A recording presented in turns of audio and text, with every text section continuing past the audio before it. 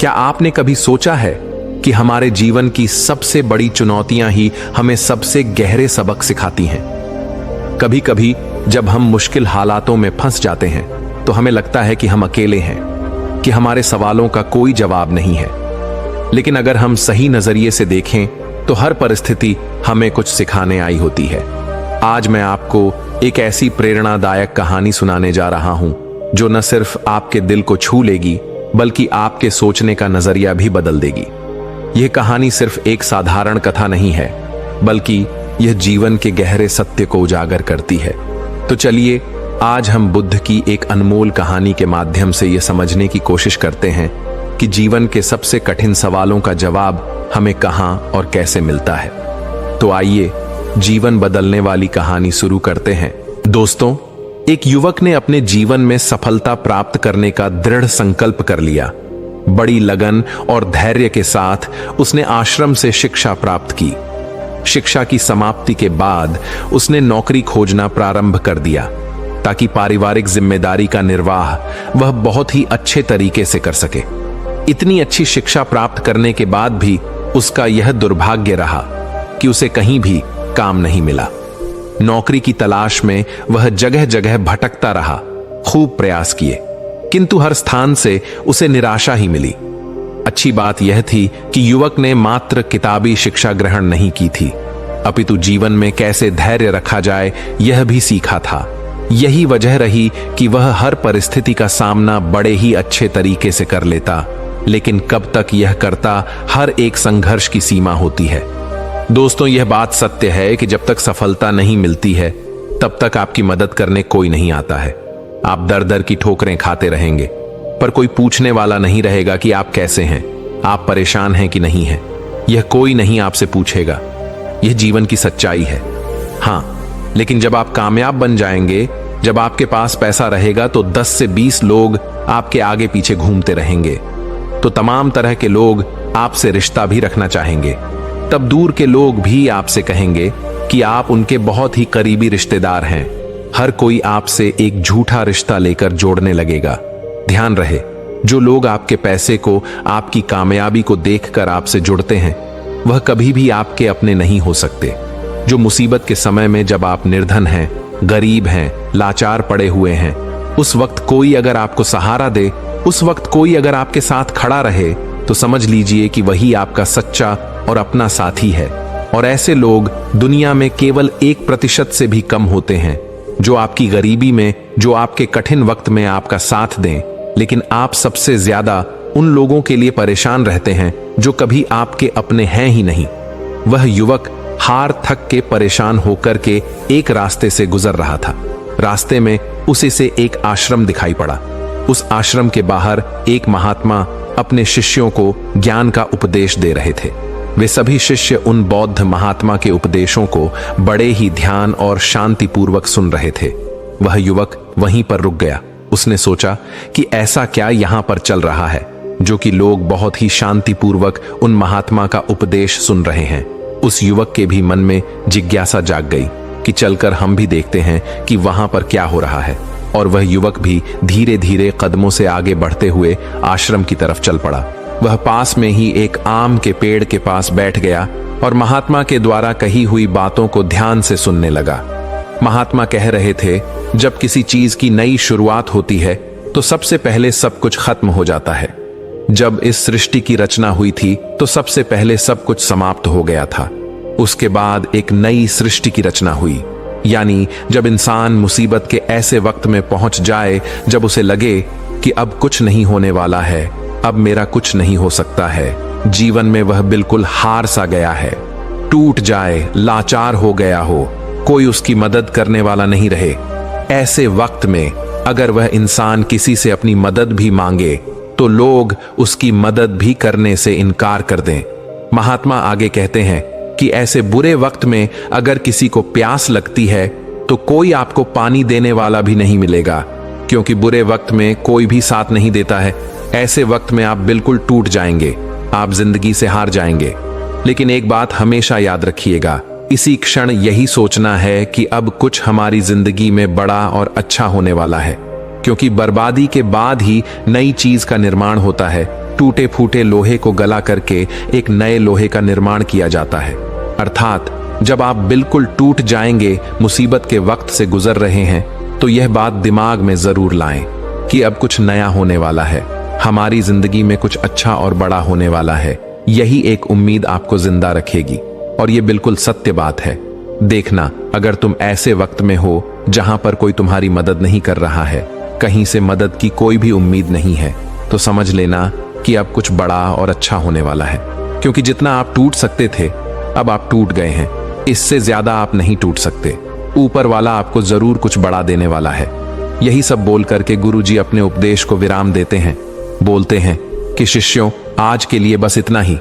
अब तुम सब दूसरे दिन इसी समय पर आना, फिर हम आगे की बात करेंगे। सभी शिष्य अपने अपने आश्रम में चले जाते हैं। तभी अच्छा समय देख करके वह युवक उन महात्मा के पास आता है और कहता है कि महात्मा, मैं पीछे से आपका पूरा उपदेश सुन रहा था और मुझे बहुत ही अच्छा लगा। मैं बिल्कुल टूटा हुआ इंसान हूं। मैंने पढ़ाई भी की, हर जगह नौकरी की तलाश में घूम रहा, पर मुझे कहीं भी नौकरी नहीं मिली। मैं दर दर के ठोकरे खा रहा हूं, पर कुछ भी हासिल नहीं कर पाया। लेकिन आपने जो बातें बोली, उससे मुझे कुछ काम करने की हिम्मत मिली और आपकी बातें बिल्कुल सही हैं। तब वह महात्मा उस युवक से कहते हैं कि युवक, तुम अपनी समस्या को मुझे बताओ।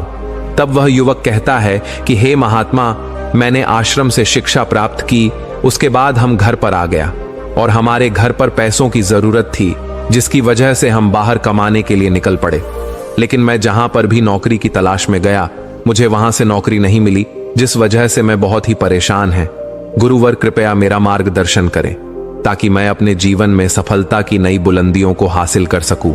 फिर वह बौद्ध महात्मा उस युवक से कहते हैं कि आज हम तुम्हें कुछ छोटी छोटी बातें बता रहे हैं, जिन्हें अगर तुम अपनी जिंदगी में अपनाते हो तो तुम्हें सफल होने से कोई नहीं रोक सकता, और हर सफल व्यक्ति यही करता है। मैंने बहुत से लोगों को शिक्षा दी है, लेकिन मेरे जो शिष्य मेरी इन 7 बातों को अपने जीवन में अपना लिए, वह आज अपना नाम इस संसार में कमा रहे हैं। महात्मा उस युवक से कहते हैं कि अगर तुम्हें सफल होना है तो तुम्हें सबसे पहले अपने गुणों को पहचानना है, और यही तुम्हारी सफलता पाने की पहली आदत होनी चाहिए। वह युवक कहता है कि गुरुदेव, अपने अंदर के गुणों को कैसे पहचाने? तब वह महात्मा उस युवक से कहते हैं कि गुणों को पहचानने का मतलब यह है कि अपने अंदर की प्रतिभा को पहचानो। कुछ भी कार्य करने से पहले सबसे पहले तुम अपने अंदर की प्रतिभा को पहचानो। हर एक इंसान में एक अलग प्रतिभा होती है। अगर वह अपनी प्रतिभा के हिसाब से काम करे तो जीवन में उसे सफल होने से कोई नहीं रोक सकता। मैं तुम्हें एक उदाहरण के माध्यम से समझाने का प्रयास करता हूं। अगर मैं तुमसे यह पूछूं कि यह आम का पेड़ है जो तुम्हें दिखाई दे रहा है, अगर मैं इस पर सभी जानवरों को चढ़ने के लिए बोलूं कि इस पेड़ पर सबसे पहले कौन चढ़ेगा? चलो मान लेते हैं यहां पर बंदर, भालू, हिरण, हाथी, घोड़ा, गिलहरी, सभी लोग आ गए। तो अब तुम मुझे यह बताओ कि इस पेड़ पर सबसे पहले कौन चढ़ेगा? तो वह युवक कहता है कि महात्मा, इस पेड़ पर तो गिलहरी सबसे पहले चढ़ जाएगी, वह झट से ऊपर तक चढ़ जाएगी। इसके बाद बंदर चढ़ जाएगा, लेकिन घोड़ा नहीं चढ़ सकता, हाथी नहीं चढ़ सकता, तमाम जानवर इसमें फेल हो जाएंगे। तब वह बौद्ध महात्मा कहते हैं कि तुमने बिल्कुल सही कहा। यही हाल हम सबकी भी जिंदगी में होता है। हम सबके भी अंदर एक अलग अलग प्रतिभा होती है, लेकिन हम उस प्रतिभा को पहचानने का प्रयास ही नहीं करते हैं। हम सब अपनी प्रतिभा के हिसाब से चलते ही नहीं हैं। हम लोगों के हिसाब से खुद को ढालने का प्रयास करते हैं और हम औरों जैसा बनने लगते हैं। इस दुनिया में जितने भी सफल लोग हुए हैं, अगर तुम उनको ठीक ढंग से पहचानोगे तो तुम पाओगे कि वह अपनी प्रतिभा के हिसाब से काम किए हैं, तभी वे आगे चलकर अपनी जिंदगी में कामयाब हुए हैं। हर कोई इस पेड़ पर नहीं चढ़ सकता। ठीक उसी प्रकार तुम सबसे पहले अपने अंदर के प्रतिभा को पहचानो। तुम यह देखो कि तुम किस चीज में माहिर हो। अगर तुम अपनी प्रतिभा के हिसाब से काम करोगे, उस प्रतिभा को पहचान लोगे, तो तुम जिंदगी में बहुत आगे जाओगे। फिर तुम्हें सफल होने से कोई नहीं रोक सकता है। लगभग 98% लोग यही करते हैं कि वे दूसरों जैसा बनने का प्रयास करते हैं। किसी ने उन्हें कहा तो वे उसके जैसा ही बनने लगते हैं, जबकि जो 1% लोग होते हैं वही सफल हो पाते हैं, क्योंकि वे अपने प्रतिभा के हिसाब से काम करते हैं। वे अपने अंदर की प्रतिभा को पहचान लेते हैं फिर वे उसके हिसाब से उस कार्य को करते हैं और अंत में उन्हें सफलता भी मिलती है और वे लोग जिंदगी में बहुत ही आगे जाते हैं। इसलिए कुछ भी नया करने से पहले सबसे पहले तुम अपनी प्रतिभा को पहचानो, फिर उसके हिसाब से काम करो। वह महात्मा उस युवक से कहते हैं कि सफल बनने के लिए दूसरी सबसे बड़ी आदत यह है कि तुम सब सही समय पर उठो। अगर तुम सब सुबह 3 घंटे पहले उठ जाते हो, अगर तुम 4 बजे उठ जाते हो या 5 बजे भी उठ जाते हो, तो तुम्हारे पास बहुत ज्यादा समय बच जाएगा अपने कार्य को करने का और तुम उन तमाम लोगों से आगे निकल जाओगे जो लोग देर सुबह सोकर उठते हैं। उन्हें आलस्य और बीमारियां घेर लेती हैं। अगर तुम भी देर सुबह उठोगे तो तुम भी उन्हीं के जैसा बन जाओगे। इसीलिए अगर तुम्हें लाखों की भीड़ से आगे आना है तो तुम्हें सुबह जल्दी उठना होगा। जो व्यक्ति सुबह सही समय पर जल्दी उठ जाते हैं उन्हें पूरे दिन को कार्य करने का ज्यादा समय मिल जाता है। तुम सुबह उठो, सबसे पहले अपने पूरे दिन की रूपरेखा तैयार करो कि कब मुझे क्या काम करना है, कब कौन सा काम करना है, कितने बजे क्या करना है। सबसे पहले तुम उस कार्य को करो, फिर उसके हिसाब से पूरे दिन का कार्य करो। इससे क्या होगा कि तुम्हारे पास समय बच जाएगा और तुम अपने कार्य को बहुत ही अच्छे तरीके से कर पाओगे। जो लोग यह कार्य नहीं करते हैं वह जब अपना कुछ कार्य पूरा कर लेते हैं, खाली बैठ जाते हैं, तो वह यह सोचते हैं कि अब उन्हें क्या करना चाहिए। इससे उनका समय बर्बाद होता है और जो भी व्यक्ति अपना समय बर्बाद करता है वह अपनी जिंदगी में कभी भी आगे नहीं बढ़ पाएगा। इसलिए सुबह उठकर के सबसे पहले अपनी एक रूपरेखा तैयार करो कि हमें दिन में क्या काम करना है और क्या नहीं करना है, फिर उसके हिसाब से तुम कार्य करो। महात्मा उस युवक से कहते हैं कि अगर तुम्हें अपनी जिंदगी में सफल होना है तो मैं तुम्हें तीसरी आदत बता रहा हूं जिसे तुम जरूर अपनाना। वह यह है कि अपनी विचार शक्ति का उपयोग करो। जो भी तुम अपनी जिंदगी में पाना चाहते हो उसे तुम सुबह उठ करके एक बार जरूर सोचो। तुम यह अनुभव करो कि वह चीज तुम्हें मिल रही है। भले ही वह चीज तुम्हें मिली ना हो, लेकिन तुम उसके बारे में सोचना शुरू करो और इतना सच्चाई के साथ सोचो कि ऐसा लगे कि तुम्हें वह चीज मिल रही है। उस चीज को पाने का अभ्यास करो और यह काम तुम्हें सुबह उठ करके ही करना है और जब रात को तुम सोने जाते हो तब भी तुम्हें यह करना है। धीरे धीरे वह चीज तुम्हारी तरफ आकर्षित होने लगेगी। इसे ही आकर्षण का नियम कहते हैं। व्यक्ति को जो भी चीज अपनी जिंदगी में पाना है उसे उसके बारे में बहुत ही सच्चाई और गहराई के साथ आभास करना है कि उसे वह चीज मिल रही है। फिर क्या होगा कि यह प्रकृति, यह ब्रह्मांड खुद तुम्हारे लिए वह चीज भेजेगा, क्योंकि वह चीज तुम्हारी तरफ आकर्षित होने लगेगी। इसे ही आकर्षण का नियम कहते हैं। तो तुम्हें इस आकर्षण के नियम का पालन करना है। अगर तुम इसका सही से अभ्यास करते हो तो धीरे धीरे तुम जो भी चीज पाना चाहते हो वह चीज तुम्हें मिलने लगेगी। महात्मा उस युवक से कहते हैं कि सफल बनने के लिए चौथी आदत है जो तुम्हें मैं बता रहा हूं, वह यह है कि सकारात्मक सोच के साथ आगे बढ़ो। महात्मा युवक से कहते हैं कि जिंदगी में अगर तुम्हें कामयाबी पानी है, तुम्हें सफल होना है, तो अपनी सोच को सकारात्मक करो, क्योंकि सकारात्मक सोच से ही एक अच्छी बुद्धि का विकास होता है। सकारात्मक सोच से ही तुम कुछ अच्छा और बड़ा सोच पाओगे। जब कोई व्यक्ति नकारात्मक सोचता है या किसी दूसरे के बारे में सोचता है तो वह अपने कार्य को ठीक ढंग से समझ नहीं पाएगा और अपने कार्य पर ध्यान भी नहीं दे पाएगा, क्योंकि उसका दिमाग तो किसी और चीज में लगा हुआ है और वह यह काम सही तरीके से नहीं कर पाएगा। इसलिए तुम किसी के बारे में बुरा ना सोचो, भले ही वह तुम्हारा दुश्मन ही क्यों ना हो। इससे क्या क्या होगा कि तुम्हारा अपने कार्य पर से ध्यान हटने लगेगा, और जब तुम्हारा अपने कार्य पर से ध्यान हटने लगेगा तो तुम धीरे धीरे असफल होते जाओगे। इसलिए अगर जीवन में सफल होना है तो तुम सकारात्मक सोच के साथ आगे बढ़ो।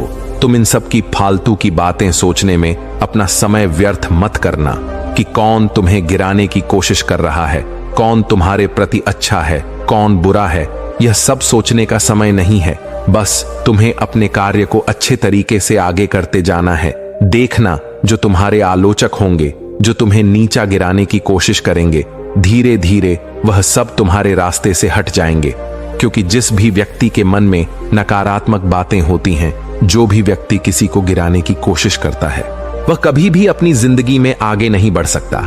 इसलिए अगर तुम्हें सफल होना है तो तुम एक सकारात्मक सोच के साथ आगे बढ़ो, क्योंकि सकारात्मक सोच से ही तुम्हें आगे सफलता मिलने वाली है।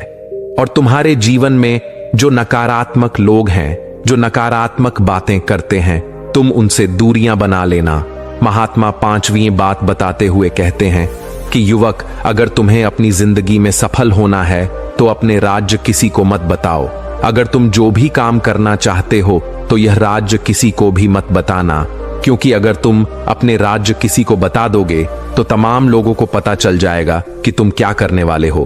और अभी तो तुम अपने कार्य की शुरुआत ही नहीं की हो, लेकिन तमाम लोग आपको गिराने की कोशिश करने लगेंगे, तो इससे तुम्हारा कार्य भी सही तरीके से सही समय पर पूरा नहीं हो पाएगा और तुम परेशान होते जाओगे। इसलिए अगर तुम्हें अपने जीवन में कुछ करना है, कुछ पाना चाहते हो, तो तुम्हें बिल्कुल शांतिपूर्वक अपने कार्य को करना है। ढिढोरा नहीं पीटना है, किसी को भी मत बताओ कि तुम आगे क्या करने जा रहे हो। इस बात का तुम खास ध्यान रखना। महात्मा युवक को सफल होने के लिए 6ठी बात कहते हैं कि कड़ी मेहनत और लगन के साथ काम करो। वह महात्मा कहते हैं कि कोई भी इंसान अगर सफल होता है तो वह अपनी कड़ी मेहनत से सफलता प्राप्त करता है। जितने भी कामयाब लोग होते हैं उन्होंने बहुत कड़ी मेहनत की है। कड़ी मेहनत सही जगह पर करनी चाहिए। ये नहीं कि तुम बस बहुत कड़ी मेहनत करते जा रहे हो लेकिन सही दिशा में नहीं कार्य को कर रहे हो, तो कड़ी मेहनत के साथ साथ सही दिशा बहुत जरूरी होती है। अगर तुम सही दिशा में कड़ी मेहनत करते हो तो तुम उस काम में कामयाब जरूर हो जाओगे, तुम्हें जरूर कामयाबी मिलेगी। इसलिए कोई भी काम हो, कितना भी बड़ा क्यों ना हो, सबसे पहले यह पता लगाओ कि इस काम को बहुत ही अच्छे तरीके से कैसे किया जा सकता है। अगर आपको यह पता चल जाए कि इस काम को अच्छे तरीके से कैसे किया जा सकता है, पूरी जी जान लगा दो सफलता को प्राप्त करने के लिए। कई बार हमने देखा है कि लोगों का असफल होने का यह एक बहुत ही बड़ा कारण होता है कि वह उन्हें जो भी जिंदगी में पाना चाहते हैं वह उस चीज के लिए तो मेहनत करने लगते हैं लेकिन मेहनत सही दिशा में नहीं करते। और जब उनकी मेहनत सही दिशा में नहीं होती है तो वे धीरे धीरे अंदर अंदर टूटने लगते हैं, उनका भरोसा उठने लगता है और उन्हें उनका लक्ष्य भी प्राप्त नहीं हो पाता है। इसलिए तुम्हें जो भी कार्य को करना है, तुम्हें जो भी लक्ष्य पाना है, सबसे पहले उस लक्ष्य को पहचानो कि इस लक्ष्य तक कैसे पहुंचा जाए तो तुम जरूर सफल हो जाओगे। एक उदाहरण देता हूं कि मान लो ये सामने जो पहाड़ दिखाई पड़ रहा है, अगर मैं तुम्हें इस पहाड़ पर चढ़ने को बोलूं, अगर तुम सीधे चढ़ोगे तो तुम कभी भी इस पहाड़ पर नहीं चढ़ पाओगे। लेकिन अगर तुम इस पहाड़ पर चढ़ने के लिए एक अच्छा रास्ता खोजो कि सबसे जल्दी और आसान तरीके से इस पहाड़ पर चढ़ा कैसे जाए, पहाड़ पर तो तुम बड़ी आसानी से चढ़ जाओगे। लेकिन अगर तुम बिना सोचे समझे चढ़ने लगोगे तो तुम पहाड़ की चोटी पर कभी नहीं चढ़ पाओगे, और अगर चढ़ते भी हो तो तुम्हें बहुत समय लग जाएगा और तुम असफल भी हो जाओगे। यही हाल होता है हमारी जिंदगी में। हमें जो भी लक्ष्य को प्राप्त करना है, सबसे पहले उस लक्ष्य के बारे में सोचो और तुम यह पता लगाओ कि इस लक्ष्य तक कैसे आसानी से पहुंचा जाए। जब तुम यह पता लगा लोगे तो तुम अपने लक्ष्य को बड़े ही आसानी से पा लोगे। इसलिए कठिन परिश्रम के साथ साथ सही दिशा जरूर होनी चाहिए। महात्मा उस युवक को सफलता प्राप्त करने के 7वां और अंतिम सूत्र बताते हुए कहते हैं कि युवक, तुम्हें अपने शरीर का भी बहुत ख्याल रखना है और अपने शरीर के ख्याल के लिए तुम्हें योगाभ्यास और योग की क्रिया करनी है। अगर तुम योग की क्रिया करते हो तो तुम्हारा दिमाग संतुलित रहेगा, और जब तुम्हारा दिमाग संतुलित रहेगा तो ही तुम अपने कार्य पर अच्छे तरीके से ध्यान दे पाओगे। योग की क्रिया करने से तुम्हारे अंदर का आलस्य भी दूर हो जाएगा, क्योंकि आलस्य इंसान का सबसे बड़ा दुश्मन होता है। इसलिए योगाभ्यास करके तुम अपने आलस्य को भी दूर कर दो। ठीक उसी प्रकार जब तुम अपने दिमाग को एक जगह पर केंद्रित कर लोगे, अच्छे मन के साथ कार्य करोगे, तो तुम्हें सफलता जरूर मिलेगी, क्योंकि तुमने अपनी पूरी ऊर्जा एक दिशा में लगा दी है। और जब तुम अपनी पूरी ऊर्जा एक दिशा में लगा दोगे तो उसका परिणाम तुम्हें अच्छा देखने को मिलेगा। इसलिए तुम दिन में ध्यान की क्रिया, योग्य की क्रिया जरूर करो। इससे तुम्हारा दिमाग संतुलित रहेगा, तुम्हारा दिमाग बहुत अच्छे तरीके से काम करेगा, और जब तुम्हारा दिमाग संतुलित रहेगा, बहुत अच्छे तरीके से काम करेगा, तो ही तुम कुछ नया और अच्छा सोच पाओगे, तभी जाकर तुम्हें सफलता भी मिलेगी। इसलिए मेरी इन बातों को ध्यान रखना। इसलिए युवक, सबसे पहले तुम जाओ, यह पता लगाओ कि तुम किस चीज में माहिर हो, फिर तुम उस हिसाब से कार्य करो। और मेरी इन बातों को याद रखना। वह युवक उन महात्मा को प्रणाम करके वापस अपने घर आ जाता है और वह यह सोचने में लग जाता है कि वह किस चीज में माहिर है। पूरे 15 दिन तो यह सोचने में लगा देता है कि वह किस चीज में माहिर है। बाद में उसे पता चलता है कि वह तलवारबाजी की क्रिया में बहुत ही माहिर है, इसलिए वह तलवारबाजी पर बहुत अभ्यास करता है और वह एक कामयाब तलवारबाज बन जाता है। उसकी ख्याति दूर दूर तक फैल जाती है। फिर एक दिन पड़ोसी देश के राजा उसे अपने यहां सेना में नौकरी के लिए बुला लेते हैं और वह व्यक्ति अपनी स्वेच्छा से उस राजा के प्रस्ताव को स्वीकार भी कर लेता है और वह उनके यहां नौकरी के लिए सेना में भर्ती हो जाता है। राजा उस युवक को बहुत ही मान सम्मान से सम्मानित करते हैं। अब उस युवक का परिवार बहुत ही अच्छे तरीके से अपना गुजारा करने लगा। दोस्तों, सच्ची खुशी बाहरी चीजों में नहीं बल्कि हमारे भीतर संतोष में बसती है। इच्छाएं असीमित होती हैं, लेकिन जब हम जो पास में है उसी में संतुष्ट रहना सीख जाते हैं, तभी वास्तविक शांति और आनंद मिलता है। जीवन में संतोष ही सबसे बड़ा धन है। दोस्तों, उम्मीद है कि आपने आज की इस वीडियो से जरूर कुछ ना कुछ सीखा होगा। तो इस वीडियो को लाइक और अपने दोस्तों के साथ शेयर करना ना भूलें। हमें ऐसे ही सपोर्ट करने के लिए चैनल को सब्सक्राइब और घंटी बटन को जरूर दबा दें। तो चलिए मिलते हैं एक और वीडियो में। तब तक के लिए अपना ख्याल रखें। धन्यवाद।